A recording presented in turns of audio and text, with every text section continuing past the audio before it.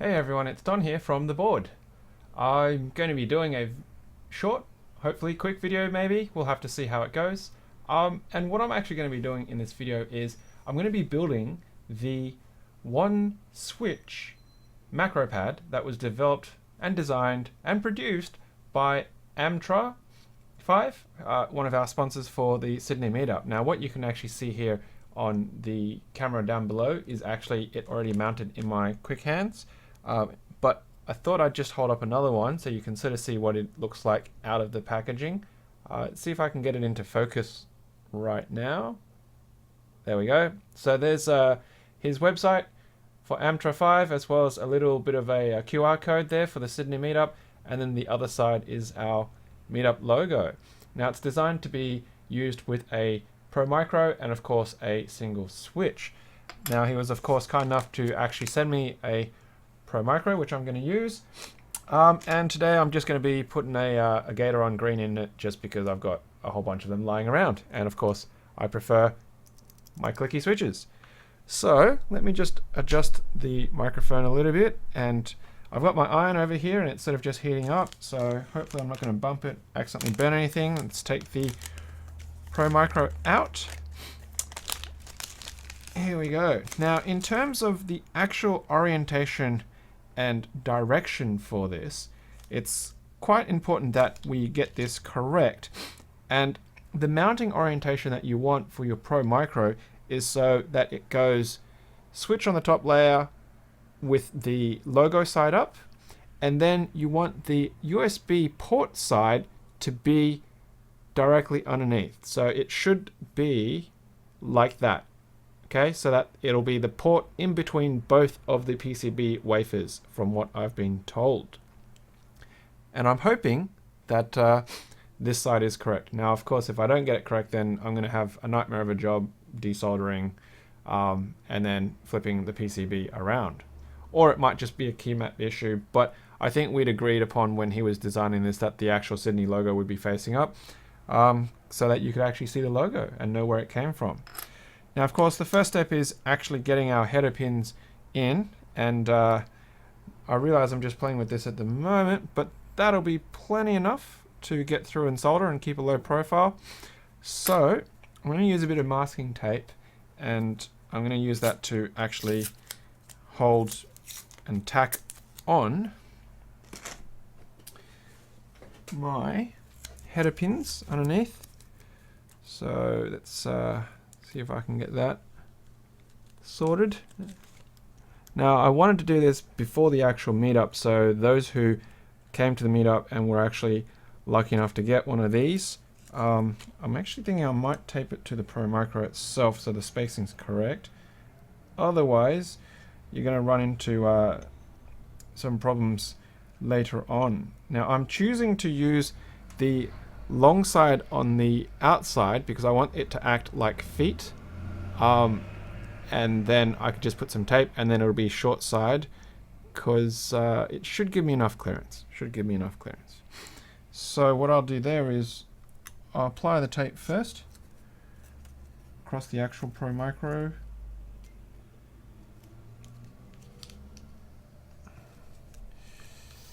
So I can tape that a bit, just like that. The header pins. Need another bit of tape. So the meetup is only, at the time that I'm doing this right now, being Thursday, 2 days away. Thanks everybody, of course, for the immense amount of support in getting the meetup happening. Hopefully everybody who has pre-registered is actually able to come to the meetup. Be kind of sad if you pre-registered, bought some tickets and something happened, but you know what? That's just unfortunately how life is. And also the USB port should be facing up so that it'll be orientated towards, say, the computer and with the logo facing the right way. So the USB port here is the left, logo is on the right. And let's try and line my pins up on both sides. Yep. And then let's get some of that tape to be in contact. Hold that up. There we go. Maybe. Are you gonna behave?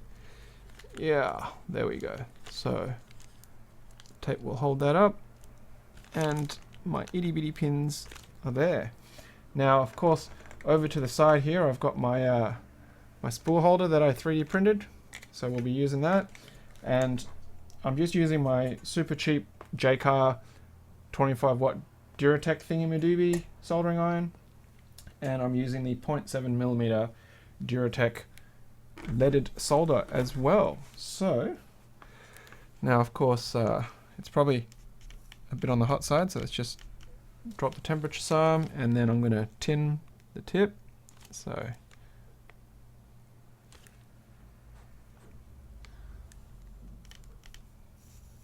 take off the excess a little.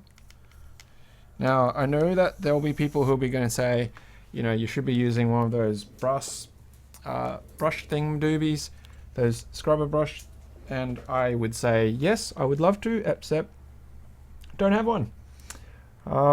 So maybe when I do get one, I'll be able to use one. I'd actually ordered one recently, but unfortunately they were out of stock, supposedly. So I can't actually do much about that. Oh man, I'm not getting a good bead on that, am I? That's a terrible, that'll be a terrible joint. Let's see if I can get that. Too much solder. Take that off. That first one was much better, wasn't it? Oh, I'm probably cooking it right now, but I'll just move on to the next join. There we go. Obviously you can see that I'm a little bit rusty when it comes to soldering, since I don't do it very often. Whew. Thankfully it's just a very simple Macropad and not a very expensive PCB, but it'll be good practice for me when I come to do the Delta split or the Let split at a later date, which I actually have the Delta split already, but I just haven't found the time yet to actually build it. So I do look forward to doing that, hopefully sooner than later.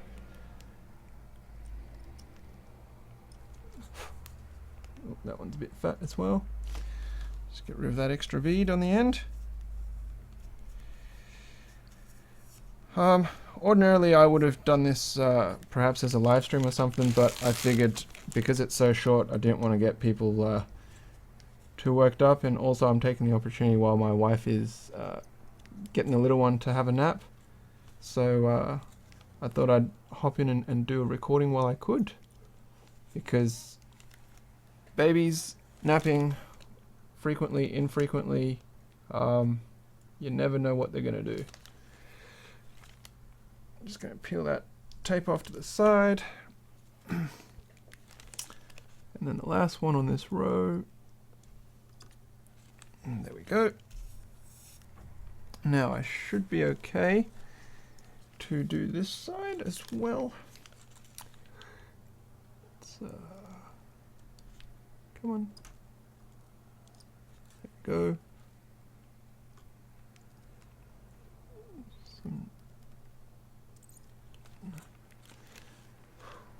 How does that look? Camera's not focusing very well, is it?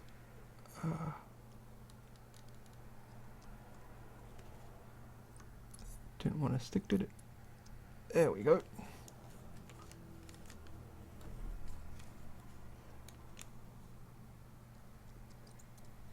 And feeds it through. Feed that through. Feed that through. These ones seem to be a bit more ball shaped than the other ones, so I've just bridged that. I'm gonna have to take some of that off. There we go. It's always a learning experience. Now that said, this Duratec soldering iron has quite a fat tip on it, so if I was using a finer tip, I'd probably be able to get a little bit better in terms of the actual contact. Ooh, that clip is a bit close, so I'm going to move that. I'm just going to use one. hopefully that'll be okay. Should be alright. Need a bit more length on my wire here.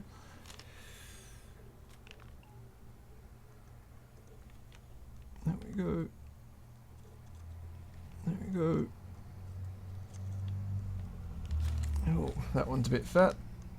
Just try and get it to wick down a little bit. Oh, not doing a very good job today, am I? It's probably because I'm rushing it, to be honest. And also this is not a very comfortable position either to try and get this small PCB in front of the camera. And there we go. So I'm just going to give them a little bit of a touch up and see if they'll wick down a little bit.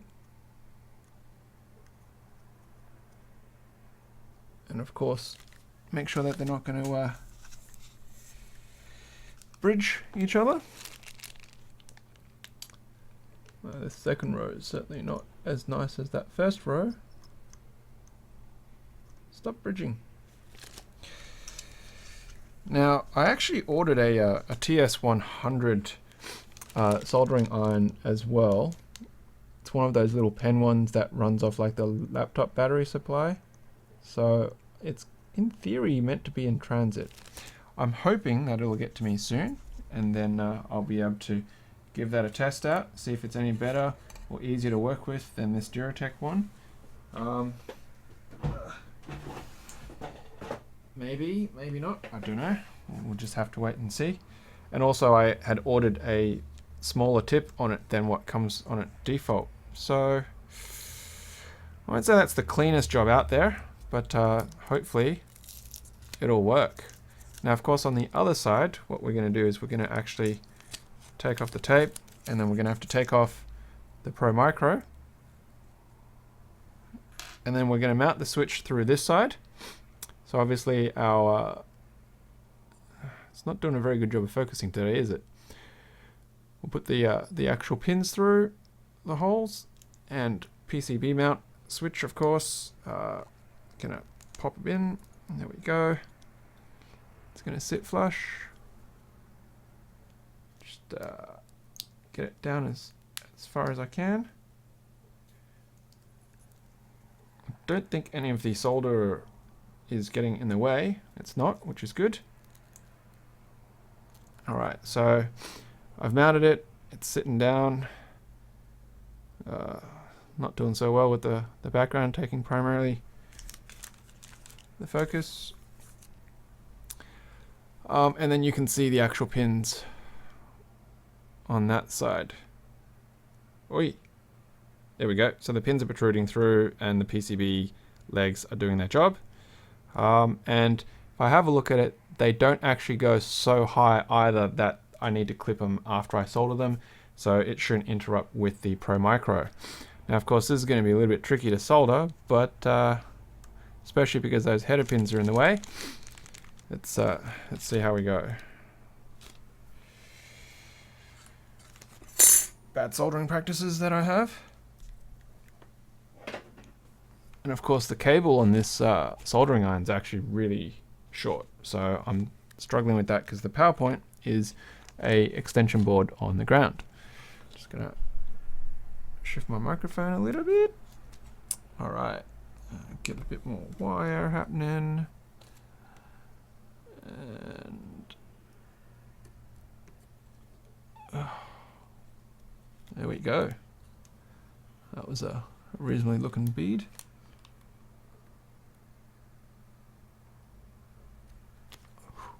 There we go. Could probably put a little bit more on that one, I think. There we go.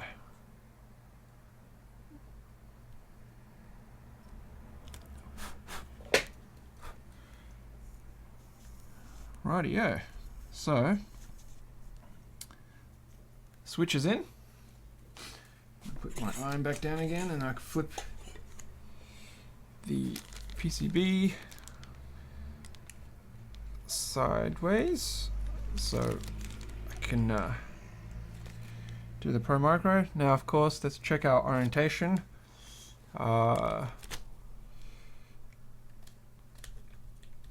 I want the Sydney logo to be facing this way, and then I want the USB port facing upwards, so it should sit this way. Just like that. And if I do a visual check, I think I should be okay. I think.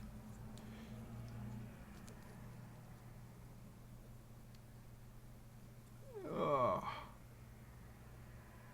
Yeah, it seems to look okay. All right, so just clamp PCB. Let's go again. So let's just clean the tip as best I can.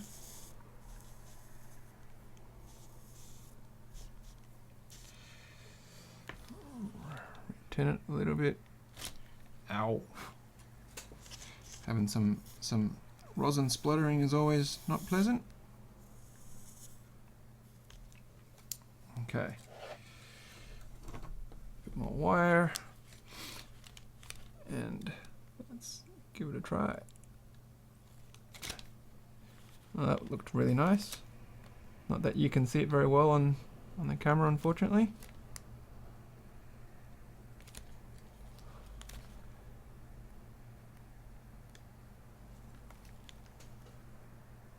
Go down. All right.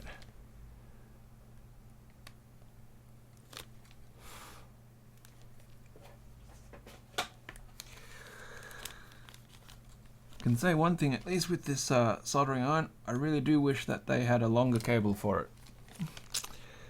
Would certainly make life a lot easier. But then again, most people probably aren't soldering in a very high position. If I was soldering further down on the table, you'd probably be alright.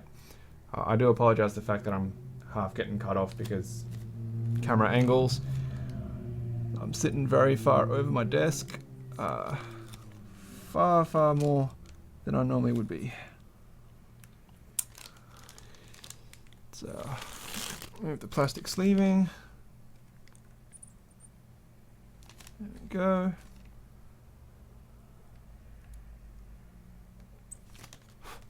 There we go. Almost done on this side.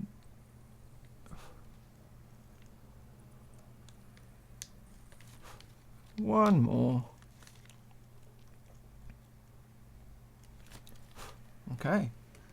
So, side on look, it looks not the neatest of soldering jobs, but they look like they're soldered.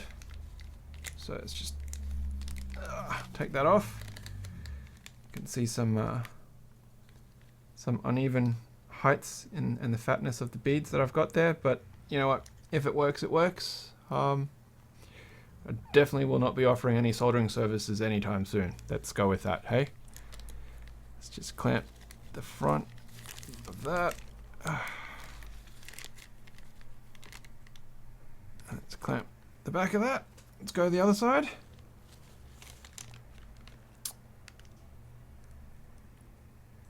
Come on.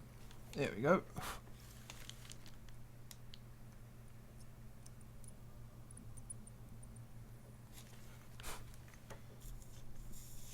Just got to get rid of some of that excess. This is where that brass wire sponge would probably be much more useful than the old wet sponge method. Oh wow, that's a really horrible bead. There we go. Wick it down. Come on. Wick it down. Wick that down. Wick that down. Is it in? I think so. No, I do apologize to Amtra if I'm absolutely butchering this soldering job, and if this doesn't work at some point, then obviously it's my soldering job and not to do with the actual PCB design, of course. So keep going, wick that down, wick that down. Naturally, if this is also done incorrectly, it's going to be really hard to actually desolder these. Quite often people just end up hacking them up to pieces to get them off, and then yeah, I know a friend of mine who was building a gherkin had problems, and he had to actually get solder wick to use it because the solder sucker wasn't pulling up the solder enough. So alrighty, so I think that's pretty much it in terms of actually just getting those soldered down. Just going to pull some of that solder down onto it.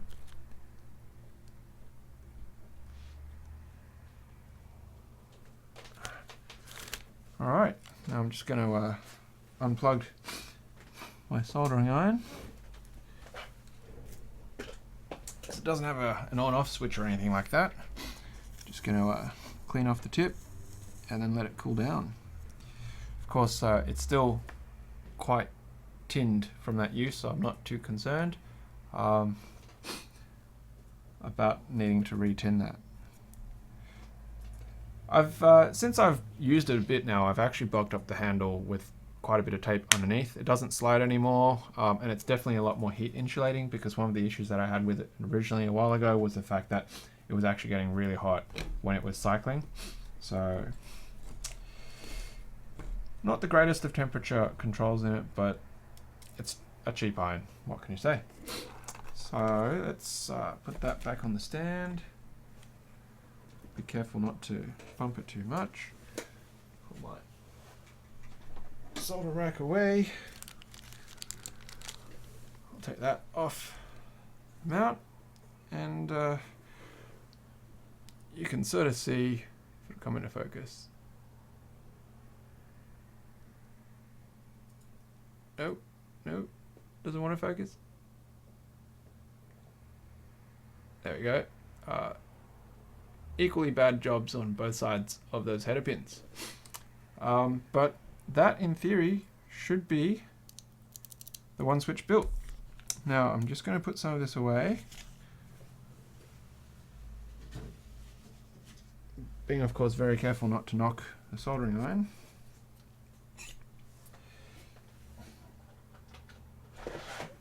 Re-baby-proofing my PowerPoints with that little clear transparent bit.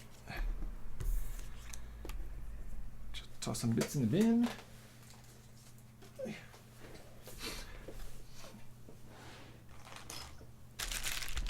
Move the bench out of the way. And back to my usual very small cramped space. Now just gonna see if I can manage the cabling there so it's not going to go bloody everywhere. A little bit disorganized here. I'm very sorry about that. Just be careful. I'll put the iron on there. Alrighty, so what I'm going to do now is we're going to see if it will actually connect and light up. I've also got so Amtra had actually sent me a website link. Yep, let's open that up and have a look at that, shall we? Try and find bits and pieces cabling connection. So what I've got here on my other screen, which I'm about to flick on, is the programming your keyboard.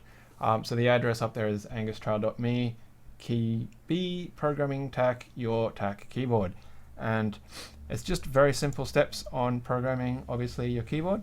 If we go to the firmware builder link, which is over here, you'll see that he's actually already set up the Sydney Meetup Macropad, which is pretty cool. And you can set up an entire macro, and by default, he's set it up so it'll type in the redirect to his website. There's the actual sort of bits and pieces for QMK if you're actually aware of how it works. And what you want to do is you want to download that hex and use Xloader to actually bring it into your Macropad. Now, I'm just looking a little bit vaguely over here because I'm trying to find where I had actually put the Xloader. I'm just trying to remember where I put it, because obviously I hadn't thought far ahead when I was doing this. Don't know if that's picking up my hard drive doing its thing.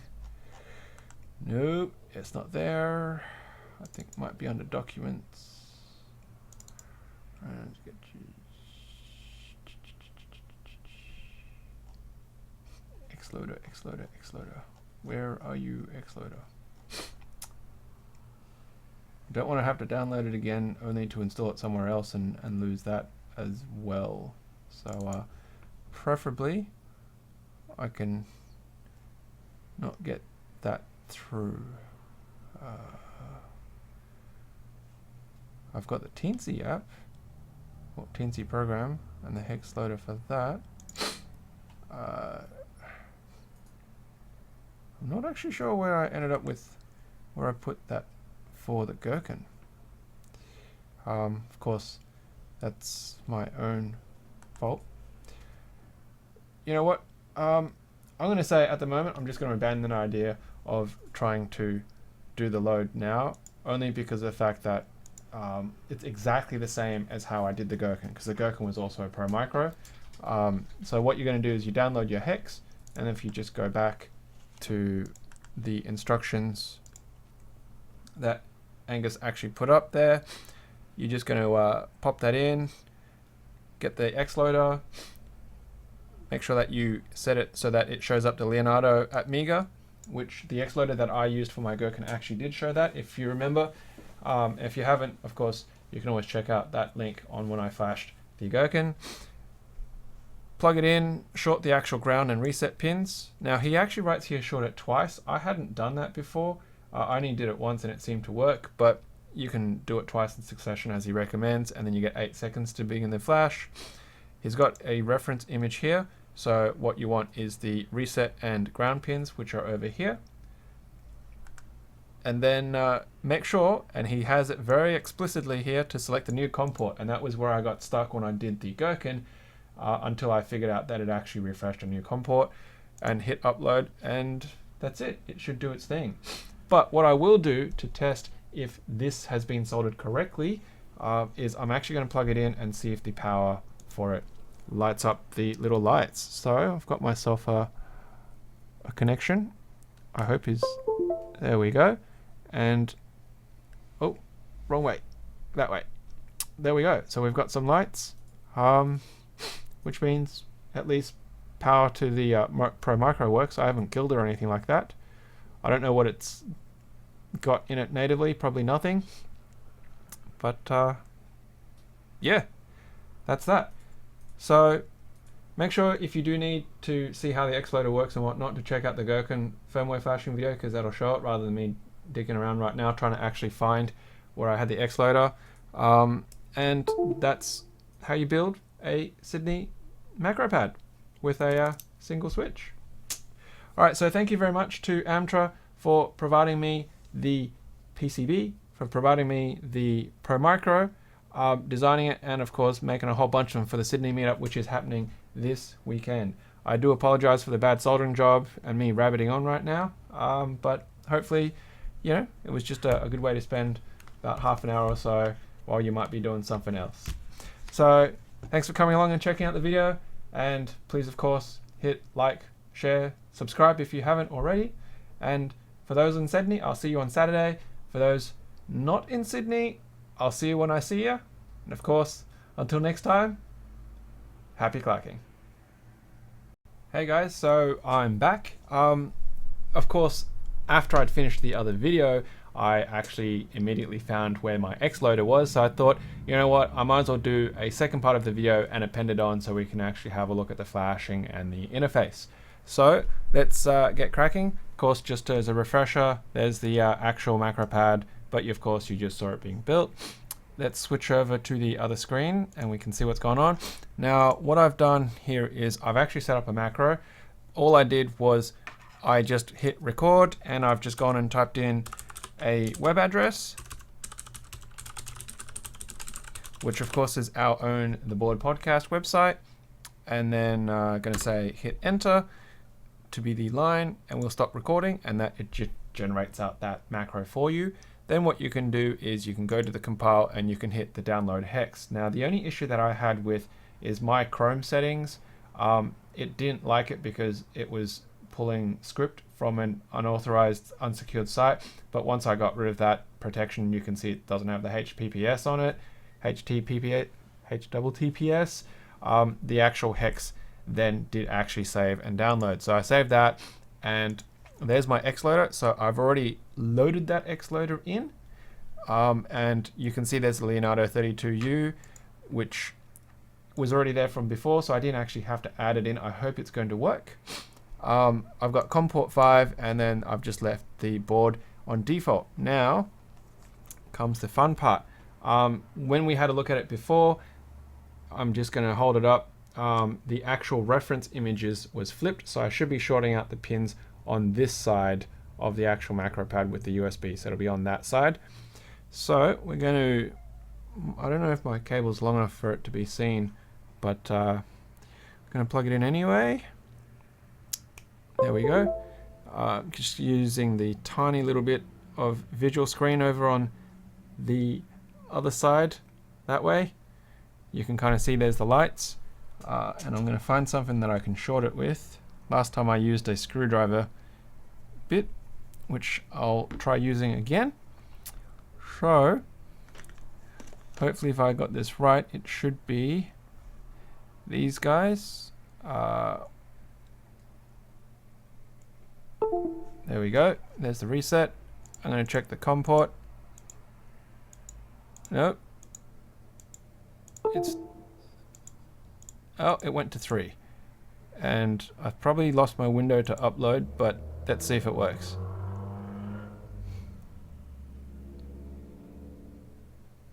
Come on. Did it work? Upload failed. Alright, let's try shorting it again. And we're on COM port 3 this time. So, let's go quick succession. There we go. And it's go to 5. Let's hit the upload. Oh, it's actually blinking. The lights have gone off. It's come back on. 15604 bytes uploaded. So it seems like it's done something. Now, what I'll do is we're just going to go up here to the browser window. We're going to delete that line, and you can see in the video, I'm just going to press it now and check it out. It works. How sweet is that? That is awesome. So of course, let's leave. And it's just taken us to our webpage. Now, of course, I've just realized that the corner cam is truncating that. So let's get rid of that cam. Let's head over to this tab over here. We're going to delete that. Now you can still see on the edge strip here, my finger's on the button, and we're going to go boom. There you go. Check it out. How cool is that? And of course, being here on our podcast website, you can always see all of our previous episodes, the little blurbs. You can play them at any time. Our entire back catalog gone all the way back to August last year. It's almost been a year, actually, which is fantastic. And of course, you can also find our RSS feed. You can check out our YouTube channel from here, our Facebook, our iTunes, and so on and so forth. So, I think that was actually quite successful in building this little one-switch Macropad. I'm not quite sure what I'll put onto it, but the cool thing is, because I've left the long header pins on it, once I insulate that with something, I'm not quite sure what I'll use. Maybe I'll use a bit of hot glue or something like that just to cover the pins. It actually acts quite nicely as a stand to keep the PCB off the ground. So yeah, I think that worked out really well. I'm just gonna close that so we can see what's going on over here. And as an example, if I just take this box and I put it to the side, you can see I get a pretty good amount of clearance off the ground for that. So maybe a bit of electrical tape or something like that just to cover it, so I'm not going to be zapping anybody or accidentally shorting it, and it should be good to go. So that is the completion of building one of these Amtra one-switch Macropads. So once again, thank you very much, Angus, for building these, sending them out for those guys at the meetup who are going to be lucky enough to get one, and of course providing the switch for everybody else. I'll probably have a whole bunch of random grab bag keycaps as well that people can grab with theirs. Yeah, cool bananas. Thumbs up from me. Thank you very much. Checking out the video as usual. Until next time, happy clacking.